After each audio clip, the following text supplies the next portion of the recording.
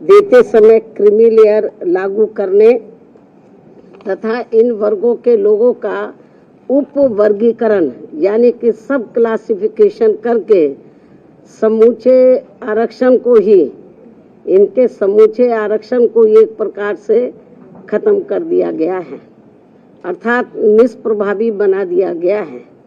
इसके संबंध में अपनी बात रखी थी। इसी विषय पर कल दिनांक 9 अगस्त 2024 को टेलीविजन के चैनलों में ये दर्शाया गया कि बीजेपी के एससी व एसटी के सभी सांसद माननीय प्रधानमंत्री जी से मिले हैं और उन्होंने भी प्रधानमंत्री जी को माननीय सुप्रीम कोर्ट के इस निर्णय से आरक्षण खत्म होने की स्थिति उत्पन्न हो गई है, इससे अवगत कराया, जिस पर माननीय प्रधानमंत्री जी ने उन्हें ये आश्वासन दिया कि एससी व एसटी वर्गों के आरक्षण में क्रीमी लेयर तथा उनका उप वर्गीकरण नहीं होने दिया जाएगा, इस पर गौर किया जाएगा। प्रधानमंत्री जी द्वारा अपने सांसदों को दिए गए इस आश्वासन के बारे में कई न्यूज़ चैनल पर प्रसारण होने पर फिर मैंने कल ही दिनांक 9 अगस्त 2024 को एक ट्वीट करते हुए कहा कि जो ये आश्वासन दिया गया है, अगर वो पूरा किया जाता है तो इसका हमारी पार्टी स्वागत करेगी। तथा इसी ट्वीट में मैंने ये भी कहा कि परंतु इस आश्वासन को तो तभी पूरा किया जा सकता है जब केंद्र सरकार वर्तमान में चल रहे संसद सत्र में ही एक संविधान संशोधन विधेयक लाकर माननीय सुप्रीम कोर्ट के इस निर्णय को निष्प्रभावी बनाते हुए ये प्रावधान लाती है कि एससी एवं एसटी वर्गों के आरक्षण के लिए इन जातियों को कभी भी उप वर्गीकृत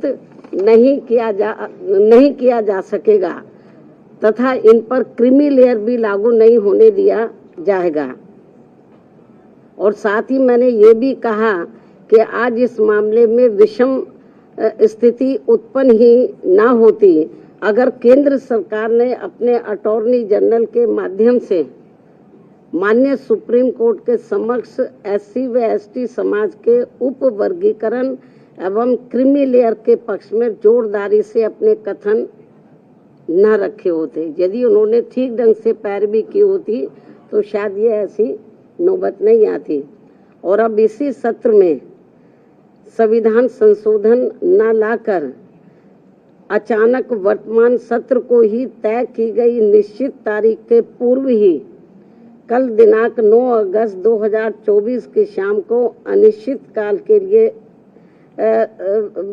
संसद जो है वो स्थगित कर दिया गया,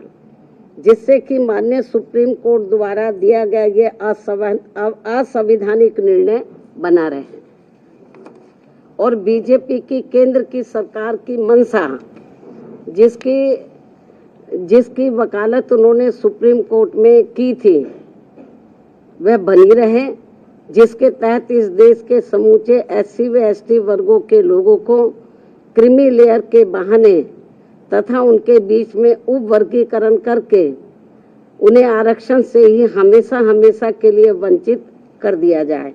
और इस प्रकार से फिर बिना संविधान बदले ही एससी व एसटी वर्गों का आरक्षण हमेशा के लिए खत्म कर दिया जाए। एक और वर्तमान संसद सत्र को निश्चित तिथि से पूर्व ही समाप्त करना और दूसरी तरफ माननीय प्रधानमंत्री जी का ये हवाई आश्वासन देना कि माननीय सुप्रीम कोर्ट के इस निर्णय को नहीं लागू किया जाएगा और फिर इस मामले में कोई भी कदम न उठाना तथा कोई भी कार्रवाई आदि न करना, ये स्पष्ट रूप से दर्शाता है कि या तो माननीय प्रधानमंत्री जी द्वारा इस तरह का कोई आश्वासन अपने एससी एसटी वर्गों के सांसदों को दिया ही नहीं गया है या फिर ऐसा आश्वासन केवल इन वर्गों के लोगों को भ्रमित वह गुमराह करने के लिए ही दिया गया है। और इसीलिए अभी तक आधिकारिक तौर से माननीय प्रधानमंत्री जी द्वारा प्रेस के माध्यम से या अपने कुछ सरकारी ट्वीट के माध्यम से इस आश्वासन की कोई पुष्टि नहीं की गई है। केवल आश्वासन दिया जब वो एमपी लोग मिले हैं, लेकिन अलग से कोई सरकारी तौर पर उन्होंने ना कोई प्रेस के द्वारा इस संबंध में बताया, ना कोई उन्होंने अपना कोई ट्वीट जारी किया सरकारी तौर पे, जैसे वो करते रहते हैं। इन सब कारणों से आज इस देश में एससी व एसटी वर्गों के रह रहे लगभग 40 करोड़ से ज्यादा लोग पूर्व में कांग्रेस की रही सरकार की तरह ही वर्तमान बीजेपी की केंद्र की सरकार के द्वारा भी अपने आप को काफी ठगा सा महसूस कर रहे हैं, जिनको कि यहाँ बरसों से छुआछूत एवं अनेकों अन्य शोषण व उत्पीड़न आदि सहने पड़े हैं और जो आज भी सहने पड़ रहे हैं, जिसकी वजह से ये लोग आज भी सामाजिक एवं आर्थिक तौर से पिछड़े हुए हैं, जिन्हें ये आरक्षण दिलाने का कार्य परम पूज्य बाबा साहब डॉक्टर भीमराव अंबेडकर द्वारा कांग्रेस पार्टी के भी विरोध के बावजूद अपने अथक प्रयासों से दिलाया गया है। जबकि केंद्र की सरकारों ने इस आरक्षण को खत्म करने के लिए समय समय पर लगातार अनेकों प्रयत्न किए हैं, जैसे कि सरकारी नौकरियों को खत्म करके कॉन्ट्रैक्ट के माध्यम से कार्य कराना, जिनमें उनके द्वारा नियुक्त कर्मचारियों पर कोई आरक्षण लागू नहीं होता है। सरकारी उपक्रमों अर्थात संस्थानों को निजी हाथों में बेचकर उनमें मिल रही लाखों की संख्या में नौकरियां, जिसमें एससी व एसटी वर्गों को भी आरक्षण उपलब्ध था, वो भी खत्म कर देना। लाखों की संख्या में पदों को खाली करना। देश में लाखों पद जो कि एससी व एसटी वर्गों के लिए आरक्षित थे, उन्हें सालों से खाली रखना और बाद में उन्हें समाप्त करके सामान्य वर्ग को दे देना। पदोन्नति में आरक्षण के लाभ से एससी व एसटी वर्गों के कर्मचारियों को पहले ही माननीय सुप्रीम कोर्ट के एक पूर्व निर्णय जो कि नागराज के केस में दिया गया था, उसके तहत खत्म कर दिया गया था तथा जिस निर्णय को निष्प्रभावी बनाने के लिए संसद में संवैधानिक संशोधन विधेयक बीएसपी के अथक प्रयासों से राज्यसभा में तो पारित हो गया था, परंतु उसके बाद वह लोकसभा में आज तक भी पास करने के लिए नहीं लाया गया है। और ये वही बिल है जिसको कि समाजवादी पार्टी ने अपने सांसदों के द्वारा कांग्रेस एवं बीजेपी के साथ मिलकर संसद के अंदर ही फाड़ दिया था। और अब इसी प्रकार ही भाजपा की केंद्र सरकार ने अपने वकील अटॉर्नी जनरल के माध्यम से सुप्रीम कोर्ट में उप वर्गीकरण और क्रीमी लेयर के पक्ष में गलत दलीलें दिलवाई थी, जिसकी वजह से ही नागराज के निर्णय की तरह दविंदर सिंह बनाम पंजाब राज्य के केस में भी माननीय सुप्रीम कोर्ट द्वारा दिनांक 1 अगस्त 2024 को आरक्षण के विरुद्ध निर्णय दिया गया है, जिसका सीधा असर ये होने वाला है कि अब संपूर्ण एससी व एसटी वर्गों को आरक्षण प्राप्त नहीं हो सकेगा, क्योंकि इस निर्णय के अंदर ऐसी व्यवस्था कर दी गई है कि अब पूरे देश में राज्य सरकारें अपने अपने राजनीतिक फायदे के हिसाब से एससी व एसटी वर्गों के लोगों को आपस में ही लड़वाने का काम करेंगे और इन वर्गों के लोगों को जीवन भर कोर्ट कचहरी के ही चक्कर लगाने के लिए मजबूर कर देगी और फिर अंत में इनके सभी आरक्षित पद खाली पड़े रहने के कारण या तो ये पद खत्म कर दिए जाएंगे, अन्यथा इन्हें सामान्य वर्ग को ही दे दिया जाएगा। ऐसे में मेरी इस देश के सभी एससी व एसटी वर्गों के सांसदों एवं एमएलए व एमएलसी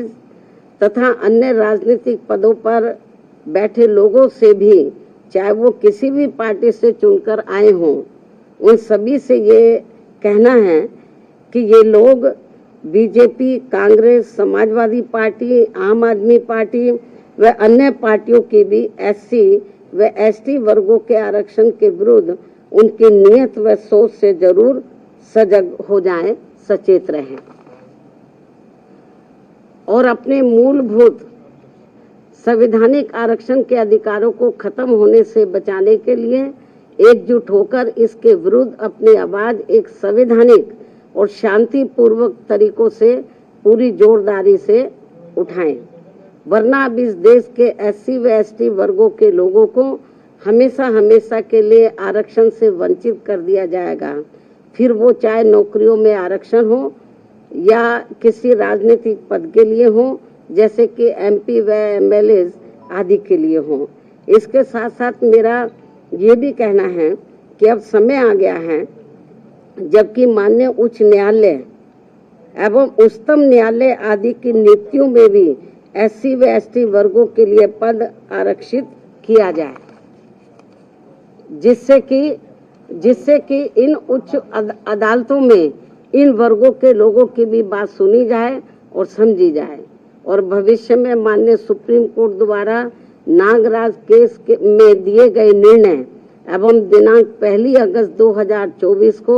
देवेंद्र सिंह बनाम पंजाब राज्य में दिए गए निर्णय की तरह के अन्य कोई और निर्णय एससी व एसटी वर्गों के विरुद्ध देकर उनके संवैधानिक अधिकारों का हनन न किया जाए। इसके अलावा मेरा सावधानी के तौर पर एससी व एसटी वर्गों के लोगों को ये भी कहना है कि दिनांक 1 अगस्त 2024 को माननीय सुप्रीम कोर्ट के द्वारा एससी व एसटी वर्गों के आरक्षण के मामले में दिए गए निर्णय को लेकर अभी तक भी कांग्रेस पार्टी चुप क्यों बैठी है? अभी तक भी कांग्रेस पार्टी चुप क्यों बैठी है? इन वर्गों को ये भी सोचने की बात है। इस पार्टी के बारे में इन वर्गों को ये भी सोचने की बात है। इसके साथ ही जहां इस पार्टी की यानी कि कांग्रेस पार्टी की अपनी राज्य सरकारें हैं, तो वहां ये पार्टी अभी तक भी अपनी स्थिति क्यों नहीं स्पष्ट कर पा रही है? अर्थात वहां भी ये पार्टी चुप क्यों बैठी है? या फिर ये कहे कि हम इस निर्णय को यानी कि कांग्रेस पार्टी इस निर्णय को ही मानते हैं और इस पर ही अमल करते हैं जो अभी 1 अगस्त 2024 को माननीय सुप्रीम कोर्ट ने दिया है। इसके साथ साथ आम आदमी पार्टी, जिनकी पंजाब व दिल्ली में भी इनकी अपनी सरकार है, ये पार्टी भी इस मामले में अपनी स्थिति स्पष्ट करे कि ये पार्टी इस निर्णय को वहां लागू करेगी या नहीं। इस प्रकार इन पार्टियों की भी इस दोगली नीति से एससी व एसटी वर्गों के लोग जरूर सावधान रहें, जिन्होंने इस बार देश में 18वीं लोकसभा के हुए आम चुनाव में खासकर आरक्षण व संविधान को बचाने के नाम पर इन वर्गों का वोट हासिल करके अपनी अधिकांश सीटें जीत ली हैं, अपनी अधिकांश सीटें जरूर जीत ली हैं और अपनी एकमात्र हितैषी पार्टी बीएसपी को नुकसान पहुंचा दिया है। और अब अंत में मेरा इन जैसी अन्य सभी पार्टियों से भी यही अनुरोध है कि वे भी इस देश के करोड़ों एससी व एसटी वर्गों के लोगों के समक्ष इस निर्णय के मामले में अपनी अपनी पार्टी का स्टैंड जल्दी ही स्पष्ट करें, ताकि सही स्थिति इन वर्गों के सामने आ सके। बाकी जो पार्टियां चुप बैठी हुई हैं, अपनी स्थिति स्पष्ट करें। चुनाव में तो ये बड़ी बड़ी बातें कर रहे थे संविधान बचाने की, आरक्षण बचाने की। अब ये जो 1 अगस्त को जो अभी रिसेंटली अभी जो निर्णय आया है, उस निर्णय पर तो अब ये संविधान नहीं दिखा रहे किसी को। अब ये आरक्षण की बात नहीं कर रहे कांग्रेस पार्टी एंड कंपनी के लोग और भी पार्टियों के लोग, तो अभी नहीं ये संविधान की बात कर रहे, ना इनके आरक्षण की बात कर रहे। तो इसलिए मेरा यही कहना है इन सभी पार्टियों से, चाहे बीजेपी है, कांग्रेस है, केवल आश्वासन देने से बीजेपी की ओर से आश्वासन आया, माननीय प्रधानमंत्री जी द्वारा केवल आश्वासन आया है। आश्वासन से काम नहीं चलेगा, इन लोगों को SC ST वर्गों को जो इस फैसले से, इस निर्णय से नुकसान हो रहा है, तो उस पर वो अपना सही स्टैंड ले। और ये कोई केवल आश्वासन से या गौर करने से, माननीय प्रधानमंत्री जी ने जो कहा है कि हम गौर करेंगे, आश्वासन दिया, उससे काम नहीं चलेगा। इसका बड़ा भारी नुकसान इन वर्गों के लोगों को हो रहा है। बेहतर तो यही होता कि कल जो इन्होंने 2-3 दिन पहले ही संसद के दोनों सत्र जो इन्होंने अनिश्चित काल के लिए स्थगित कर दिए हैं, बेहतर यही होता कि इसको ये अनिश्चित काल की बजाय तो ये थोड़े समय इसको ये नहीं करते, इसको कंटिन्यू रखते और 5-6 दिन के बाद पूरी तैयारी करके तो ये संशोधन विधेयक को ये पार्लियामेंट में इस मामले को लेकर पार्लियामेंट में संशोधन विधेयक ये लाते, लेकिन नहीं लाए। तो इसलिए मेरा माननीय प्रधानमंत्री जी से भी यही कहना है कि यदि आपकी इन वर्गों के मामले में नीयत साफ है तो आप अपने और मामलों में तो समय से पहले हाउस बुला लेते हैं, तो आप कभी भी हाउस बुला सकते हैं, अपनी तैयारी करें। और ये जो 1 अगस्त 2024 को जो माननीय सुप्रीम कोर्ट का निर्णय आया है, तो इस निर्णय को निष्प्रभावी बनाएं, हाउस बुलाएं मतलब, और मालूम भी पड़ जाएगा कि हाउस में सभी दलों का क्या स्टैंड है। और मुझे क्या लगता है कि ये इनको जल्दी करना चाहिए, ये ठीक नहीं है। वरना जिन राज्यों में अब राज्यों में जल्दी ही विधानसभा के आम चुनाव होने वाले हैं, तो इन वर्गों के लोग ना बीजेपी को माफ करेंगे, ना कांग्रेस को, ना अन्य पार्टियों को माफ करेंगे, क्योंकि इन्होंने इस बार जो 18वीं लोकसभा के आम चुनाव हुए हैं उसमें इन वर्गों के लोगों के साथ बड़ा विश्वासघात किया, धोखा दिया है। इनको कहा कि हम संविधान बचाएंगे, आरक्षण आपका खत्म हो जाएगा। अब ये चुप क्यों हैं? अब ये लोग चुप क्यों हैं? तो लेकिन इससे साफ जाहिर है, ना ये संविधान को बचाने वाले हैं, ना आरक्षण को बचाने वाले हैं। अब ये समझ में नहीं आ रहा आरक्षण को लेकर, ये जो संविधान को दिखाते घूम रहे थे सभी पार्टियों के लोग, अब क्यों नहीं संविधान को दिखा रहे हैं? अब क्यों नहीं आरक्षण की बात कर रहे हैं कि इनका आरक्षण जो निष्प्रभावी हो गया है, तो इसको प्रभावी बनाने के लिए इनको पार्लियामेंट का सत्र जल्दी ही